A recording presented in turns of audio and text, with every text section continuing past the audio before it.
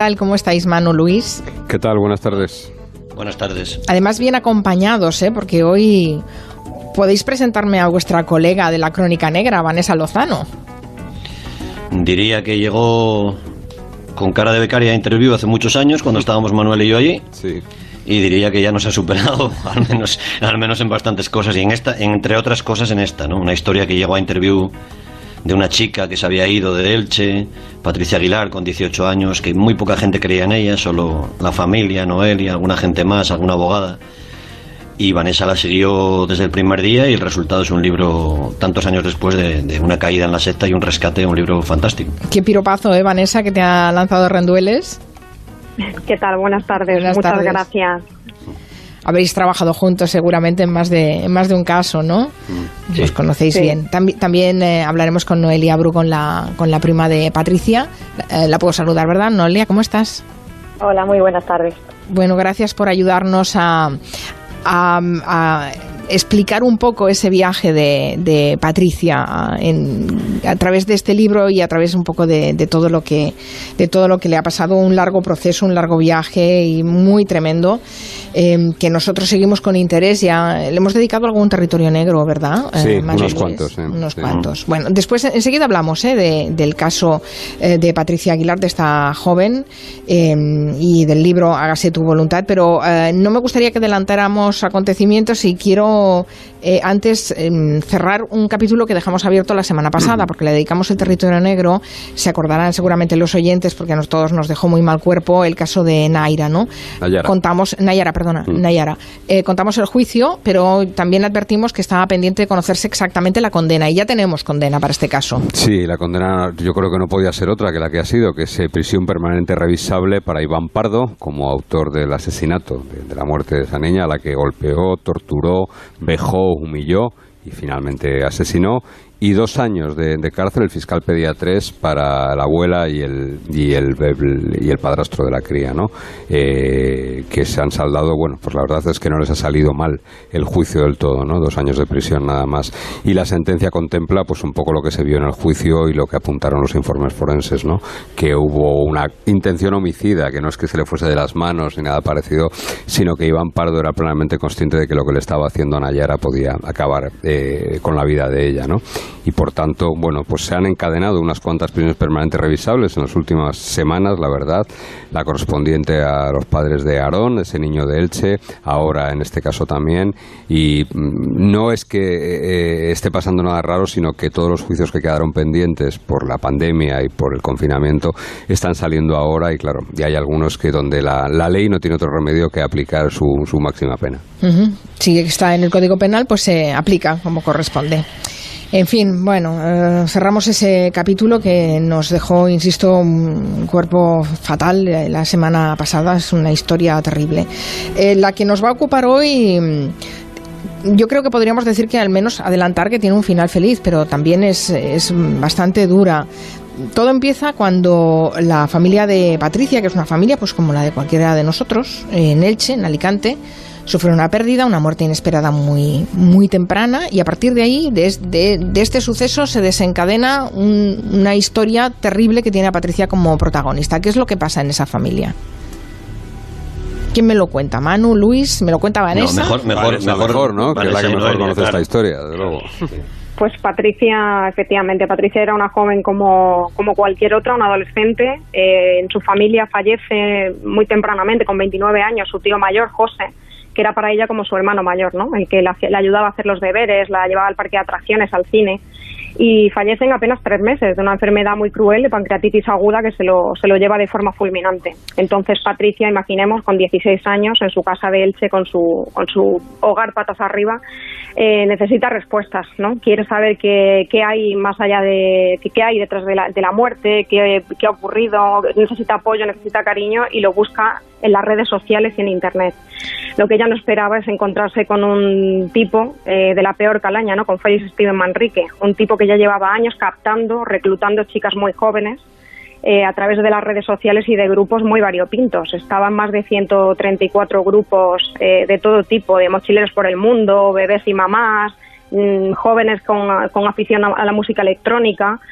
En fin, llevaba mucho tiempo captando a chicas muy jóvenes con un interés sexual y con un interés de explotación laboral también, ¿no? Como luego veremos. Imagínense que es una niña, son 16 años, acaba de sufrir un acontecimiento traumático en su familia, se encierra en sí misma, se vuelca en Internet porque es lo que tiene a mano, podría haber hecho otra cosa, pero hace eso, y ahí se encuentra con uno de los muchos depredadores que existen por la red. Es decir, que como ella habrá muchas otras personas, ¿no? Patricia, la verdad es que podemos escuchar esa voz, la voz de Patricia, que ahora ya está rescatada y que ha podido recuperar un poco su historia. Por cierto, Vanessa, ¿qué tal se encuentra? O Noelia, que la tiene más cerca. ¿Cómo está Patricia? ¿Está bien? Bueno, Patricia está muy recuperada, ha tenido mucho apoyo y a día de hoy pues se siente tan libre como para poder haber prestado su testimonio a Vanessa y que ahora quede reflejado en este libro, o sea que está recuperada y es libre. Uh-huh. ¿Le ayuda a hablar de todo este tiempo que estuvo en Perú y cómo la captaron y todo lo que le sucedió? Por supuesto, es terapéutico para ella, es liberador. De algún modo se quita esa culpa, la que ha podido tener por el daño que se ha ocasionado, ¿no?, a la familia y a la gente que la buscó. Y de algún modo le sirve también para entender, comprender y asimilar todo lo que le ha ocurrido. Vamos a escuchar a la propia Patricia cómo nos cuenta ese momento en el que ella empieza a buscar respuestas a lo que le ha sucedido en Internet y encuentra un tipo que aparentemente la va a ayudar. Estaba buscando a alguien que me enseñara, alguien que me escuchara, alguien que me ayudara. Pero es que ya no solamente en el tema espiritual o en el tema de escucharme, no, es que va más allá. Es que incluso me ayudaba al principio en mis estudios. Y además que me sentía súper apoyada y de algún modo en deuda, porque es que me ayudó. O sea, al principio fueron todo ayudas, claro. Luego empezó a cobrarlas. ¿Cuándo desaparece de su casa, Patricia? Patricia se marcha, bueno, después de 1 año y medio hablando con este tipo prácticamente 24 horas a través de Internet y a través del teléfono. Ya ella se marcha cuando cumple 18 años, que es cuando su gurú, el gurú de esta secta, le ha dicho que tiene que dejar a su familia en Elche y que marcharse a Perú con él. Espera ese momento porque él sabe muy bien, conoce las leyes y sabe muy bien que poco se podía hacer cuando una persona mayor de edad se marcha aparentemente voluntariamente de su casa, ¿no? Y esa familia acude a la policía a denunciarlo. Poco se puede hacer, porque no hay leyes en España que amparen este tipo de delito, los delitos que comete una secta. Uh-huh. No hay, no lo sabía eso. No está tipificado como tal el delito. Vamos a ver, en el seno de una secta y para la captación de las sectas se pueden cometer una serie de delitos, pero no hay ningún ilícito, no hay ningún título del Código Penal que recoja lo que habitualmente hace una secta, ¿no? Con lo cual todo se empaqueta y las defensas y los abogados defensores lo saben muy bien que se puede empaquetar en eso que se llama la libertad de conciencia, evidentemente, ¿no? El problema es cuando en algunas sectas, y entonces sí que se ha castigado, ha habido delitos como secuestros, ¿no? Que han podido ser tipificados como secuestros, pero es muy difícil o casi imposible, diría yo, que el comportamiento en global de una secta pueda ser condenado en España. Y Winston lo que hacía era, bueno, una secta pequeña porque estaba formada por él y por sus acólitas, y esto lo sabe mejor Vanessa mejor que nadie, pero al fin y al cabo todos los comportamientos que tenían se ajustaban exactamente a lo que hace una secta. Por tanto, Patricia, aunque lo conoce con 16 años, se va de su casa con 18, es mayor de edad, pero no les dice nada a sus padres, los engañan, les dice que se va a celebrar su cumpleaños, supongo que les diría algo así, y los padres están esperando que regrese y no regresa, y ahí empiezan a preocuparse. Sí, eso es. Ella lo que comenta en casa es que se marcha de fin de semana, que se marcha a un cumpleaños de un amigo. Y bueno, su madre incluso cuenta que se alegra, ¿no? Porque llevaba 1 año encerrada en su habitación, encerrada en su mundo, sin querer hablar ni con sus amigos, ni había cambiado de instituto, no quería comunicarse con nadie ni contar lo que le ocurría a nadie. Y después de 1 año y medio de que él empieza a ocupar todo su tiempo, de que él empieza a ocupar incluso su tiempo de sueño, de que le diga con quién puede ir y con quién no, qué debe hacer, si puede, cómo debe de vestirse, qué debe comer incluso.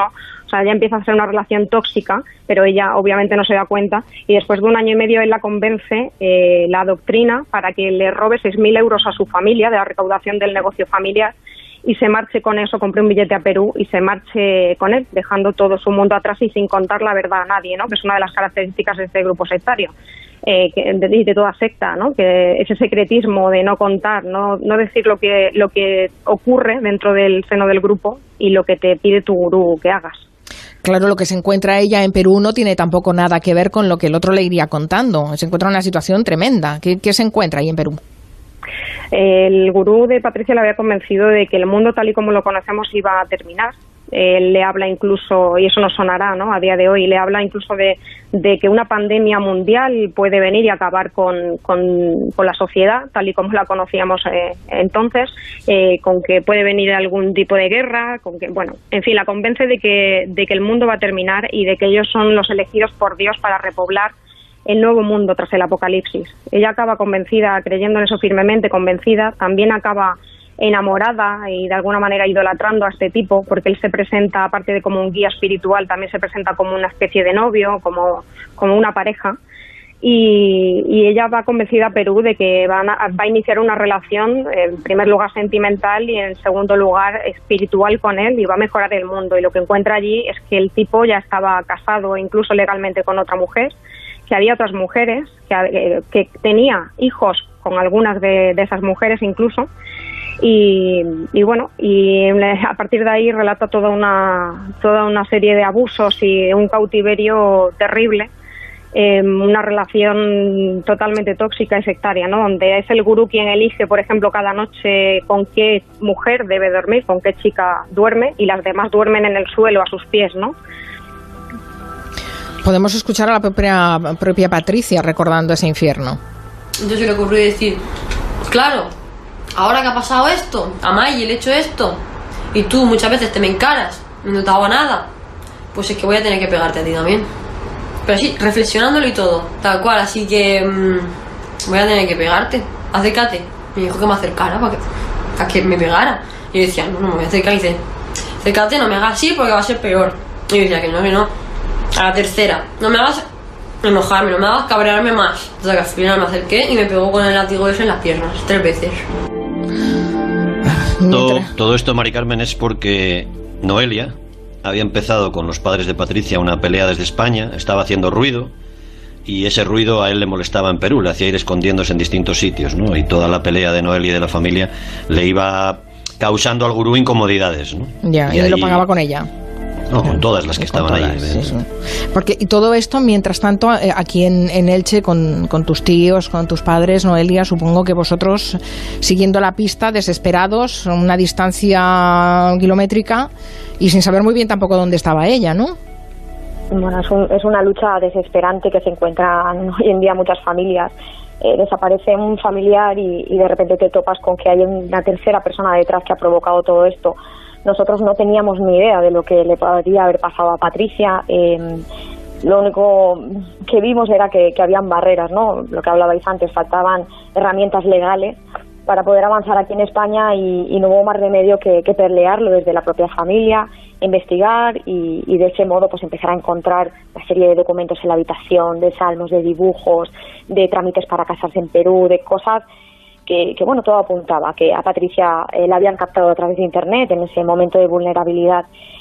¿Cuál fue mi sorpresa cuando me topé con él por el mismo sitio que se la había llevado a través de internet? Pues lo conseguí encontrar y vi que, bueno, pues no solo tenía a Patricia entre las más de 3.000 menores que tenía agregadas en una de las tantas cuentas de Facebook, sino que habían eso, pues otra menor española en este caso, y bueno, pues que el contenido de esta página no era precisamente el que unos padres quieren ver, ¿no? Como el que tiene un amigo agregado a su hija. Este tipo se la llevó, nosotros le perdimos la pista, llegamos a pensar incluso que podía haber muerto, sabíamos que habían otras exadeptas y nos pudimos unir a ellas, las encontré, nos unimos a las familias que habían en Perú buscando también a familiares desaparecidos y que detrás de estas desapariciones estaba este tipo, Steven Manrique. Y de algún modo hicimos grupo, hicimos piña y bueno, fue un acierto porque costó mucho encontrarlos. Él sabía, era muy consciente de lo que hacía y sabía que debía esconderlas, ¿no? La presión funcionó y de algún modo se sintió acorralado. Uh-huh. Pero mientras tanto, ella queda embarazada y pasa ese embarazo y el parto también en la selva. Sí, Patricia, el problema que ocurrió nosotros lo teníamos, ¿no? Sabíamos que las intenciones de este tipo eran las de crear la sexta raza, que era la única que iba a sobrevivir ante el inminente apocalipsis. Y sabíamos que podía pasar. Lo que nunca pensamos es que este tipo la iba a llevar hasta tal punto de tenerla escondida en la selva, acompañada de 4 niños, hijos también de él, y que iba a parir allí sola, sin ningún tipo de opción a sanidad, a un médico, a un medicamento, a un control. O sea, Patricia podía haber muerto, y tuvo la ayuda de 2 niñas de 9 y 10 años y de una vecina indígena de la zona. Nunca pensamos que la podía llevar hasta ese extremo. Patricia parió sola. Esto es uno de los pasajes del libro más terribles, supongo que Vanessa, cuando lo has tenido que escribir, ya solo recabar la información y plasmarla en papel ya te ponía mal cuerpo, a ti también. Sí, la verdad que el relato que hace Patricia es el relato de una esclava, ¿no?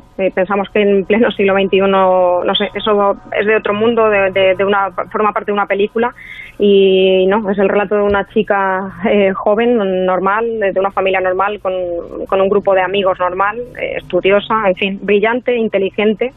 Y la verdad que el relato que hace no solo ya de cómo pasa ese embarazo y luego cómo da luz, sino de cómo el gurú va cambiándola de piso en piso, en un piso va perdiendo, en cada piso va perdiendo un derecho, ¿no? El derecho al agua caliente, el derecho a la electricidad, el derecho a salir a la calle y saber si es de día o de noche, qué hora es. No sabe ni siquiera en qué ciudad está si él no se lo dice. Cómo todo, a lo largo de 1 año y medio, cómo él va despojándola de toda de todo, incluso de su dignidad, y la lleva hasta esa chacra, esa especie de establo destinada a la cría de aves y de ganado en mitad de la selva peruana, donde acaba dando a luz sola, la deja totalmente abandonada, se deshace de ella y de los niños de algún modo, y pone a las otras chicas, a las otras víctimas, las pone a trabajar en cocinas de restaurantes como camareras, en servicios de correos, mientras él pasa todo el día en la cama, dice que meditando. Ahora Patricia y las otras víctimas saben que lo que hacía era dormir, ¿no? Mientras ellas le mantenían económicamente y también hacían caso, no les quedaba otro remedio al final a su servicio sexual también. Vamos a escuchar a la propia Patricia. Lo que más rabia me da de esa situación es el peligro al que estaba expuesta. Ella y yo, obviamente. El no haber tenido un médico, porque era lo que yo estaba pidiendo desde el principio. O sea, yo estaba pidiendo un médico desde el principio a él y no me lo dio. Es tremendo. Mientras tanto, Alberto, el padre de Patricia, decide viajar a Perú. Es una decisión también valiente porque, a ver, se mete en un mundo que no controla. Yo no sé si, supongo que las autoridades españolas y peruanas estaban detrás de la pista de este hombre y lo ayudaron, o cómo fue la llegada de Alberto, del padre. Sí, hubo un primer viaje de los padres de los dos, de Alberto y de Rosa. Ven que la situación en Perú avanza, la situación con la policía y con la Fiscalía de Trata allí sí que avanza, cosa que en España a lo largo de 1 año y medio no habían podido hacer nada. Y al ver que en el primer viaje hay cierto movimiento de la Fiscalía, cierta predisposición a investigar por parte de la policía, luego Alberto solo, a Rosa se queda aquí con el hermano pequeño de Patricia, cuidando de él y del negocio familiar, y Alberto se va allí. Y una vez allí, pues consigue convencer a 2 policías peruanos muy valientes, que a su vez hacen ver a sus jefes que detrás de este grupo, de esta secta, podía haber delitos, y les convence para iniciar un operativo policial en una zona muy complicada. Consiguen ubicar los teléfonos de Manrique, del captor de Patricia, en Pangoa, en la selva peruana, y inician un operativo policial también de película, ¿no? Los 2 policías acaban topándose con un grupo de ronderos campesinos, con un grupo de narcotraficantes. Es una zona, pensemos que es una zona montañosa, donde hay muchas plantaciones de coca, donde, al final acaban siendo confundidos por agentes de la DEA.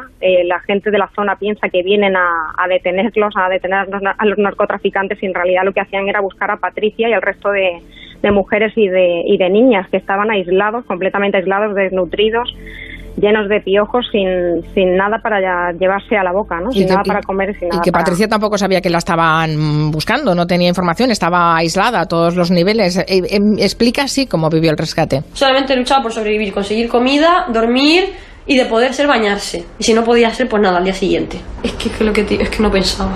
Es que en ese momento no pensaba, era prácticamente un robot en el que se centraba en su día a día. De hecho, fíjate, era un robot hasta el punto en el que cuando vino el policía, que yo estaba haciendo mis cosas, no mis trabajos, en la chacra y todo eso, que me llamó, me dijo, Patricia, me giré y dije, sí, soy yo, un cuerpo sin alma. Bueno, cuando llega aquí, imagino, Noelia, que claro, la principal preocupación de la familia es intentar que ella se restaure un poco, ¿no? Porque, claro, tiene que reprogramarse en cierta forma, ¿no? Volver a una vida que ha abandonado y de la que ha perdido totalmente las referencias. Claro, el problema es que a Patricia la situaron en una realidad paralela, donde le habían contado que si alguna vez la encontrábamos la meteríamos en un psiquiátrico, la separaríamos de su hija, pero no solo nosotros, o sea, cualquier persona que estuviera fuera del grupo era un enemigo, era el mismísimo demonio, ¿no?, a vista de Patricia. Ella muchas veces cuenta que cuando vio a ese policía de algún modo se resignó, ¿no? Fue como, por un lado, alivio de decir, este infierno se ha acabado, pero por otro el miedo de, bueno, ¿y ahora qué va a pasar, no? ¿Será verdad eso del psiquiátrico? ¿Será verdad del que me van a separar de la niña? Necesitó tiempo. Al final la clave siempre es la misma en este tipo de casos, y es sacarla de la influencia del líder del grupo, que deje de escuchar su voz, sus órdenes, de deje de repetir esos mantras, que vuelva a tener acceso a comida, a cariño, a una cama, descansar y poder pensar y poder volver a dudar, ¿no? Y solo hubo que dejarle tiempo para que ella misma, pues, pidiera poder ver a su padre, que estaba allí esperando pacientemente a que estuviera preparada. Que los padres también han tenido que pasar un infierno, de hecho, bueno, toda la familia. ¿Qué ha sido de este tipo, Luis Manu? ¿Cómo acabó la cosa? Porque pues Manrique está en la prisión, condenado, ¿no? Está en una prisión, sí, condenado a 20 años de prisión, aunque algunos seguidores andan dando la lata por ahí todavía, pero él está encarcelado en Perú a 20 años, sí. Bueno, pero siguen habiendo seguidores. Es que es increíble cómo la conexión con las sectas es muy difícil. Sí, pero déjame, lo apuntaba Vanessa. Perú hizo mucho más por Patricia Aguilar que España, muchísimo más. Perú, la policía peruana, las autoridades peruanas hicieron bastante más por recuperar a Patricia, de su hija, que lo que hizo las autoridades españolas, ¿eh? Y esos dos policías, de los que hablaba también Vanessa, son dos personajes muy, muy peculiares que además me consta, y si no que lo diga Noelia, que mantienen una estrecha y curiosa relación con Patricia y con el padre de Patricia, sobre todo. Sí, todavía están en contacto. Sí, seguimos en contacto no solo con los policías, o sea, con muchas de las personas que ayudaron y participaron desde Perú, pero a nivel policial, a nivel de Fiscalía, de Ministerio de la Mujer. Es verdad que hubo muchas personas allí que actuaron de una forma imprevisible, ¿no? Al final Patricia era una española que había llegado allí, todo parecía voluntario, pero entendieron el problema a la perfección, cosa que aquí, bien por falta de herramientas, bien porque a veces, bueno, pues no hay mucho interés, ¿no? No se hizo y lo pasamos un poco mal, la verdad, lo pasamos un poco mal, nos sentimos bastante desamparados. Y Noelia, se os fue una chica, se os fue Patricia y os han vuelto dos. Sí, y ese es el final feliz también de esta historia, ¿no? Sí. Ha vuelto Patricia con su hija Naomi. Ahora Patricia es, bueno, medio adolescente, pero una gran mamá que bueno, se dedica a intentar rehacer su vida, pero bueno, ahora han venido dos, ¿no? O sea, uno intenta salvar una vida y al final pues salva varias, ¿no? No solo la de Naomi también, que es una alegría y es lo que ahora nos da un poquito el sentido a todo esto, y se ha salvado la vida de las otras adeptas también, que a veces nos olvidamos de ellas, pero bueno, están rehaciendo su vida también con sus familias, menos una, que comentabais, el grupo sigue, esta mujer sigue bajo las órdenes de Steven y sigue un poco intentando volver a conformar el grupo bajo las órdenes del gurú, ¿no? Desde la cárcel. Cuando seguíamos desde aquí toda la historia de Patricia, la verdad es que teníamos el corazón encogido por la situación de ella, por la situación de la familia.